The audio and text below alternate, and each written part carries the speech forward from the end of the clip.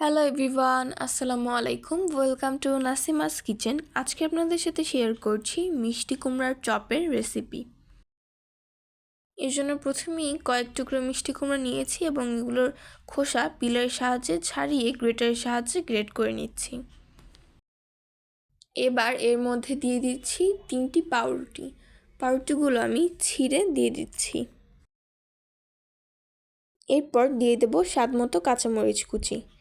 এবার দিয়ে দিচ্ছি একটা ম্যাগি সাথে ম্যাজিক। এরপর দিয়ে দিব 1/2 টিস্পুন ধনিয়ার গুঁড়ো, পরিমাণ মতো পেঁয়াজ কুচি। এরপর দিয়ে দেব ধনেপাতা কুচি, পরিমাণ মতো কর্নফ্লাওয়ার, 1 টিস্পুন সয়া সস এবং স্বাদমতো লবণ। এবার দিয়ে দেব 1/2 টিস্পুন রসুন বাটা এবং 1/2 টিস্পুন আদা বাটা। এরপর সব কিছু একসঙ্গে ভালোভাবে মেখে নেব। এরপর দিয়ে দেব পরিমাণ মতো ব্রেড ক্রাম্বস। আমার এখানে 1/4 কাপ ব্রেড ক্রাম্বস লেগেছে, তবে আপনাদের বেশি অথবা কম লাগতে পারে। এরপর হাতের সাহায্যে চপ তৈরি করে নিচ্ছি। সেম প্রসেস ফলো করে আমি সবগুলো চপ তৈরি করে নিয়েছি।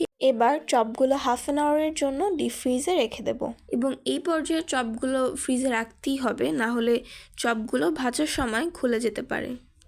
আধ ঘন্টা পর চপগুলো ফ্রিজ থেকে বের করে নিয়েছি এবং এরপর ফ্যাটানো ডিমে কোট করে ব্রেড ক্রাম্বসে কোট করে নিচ্ছি। সেম প্রসেস ফলো করে আমি সবগুলো চপ কোট করে নিয়েছি। এরপর চপগুলো আবারও 1 ঘন্টার জন্য ডিপ ফ্রিজে রেখে দেব। 1 ঘন্টা পর ফ্রিজ থেকে বের করে নিয়েছি এবং এরপর চুলায় একটা প্যান বসিয়ে তেল গরম করে চপগুলো ভেজে নিচ্ছি।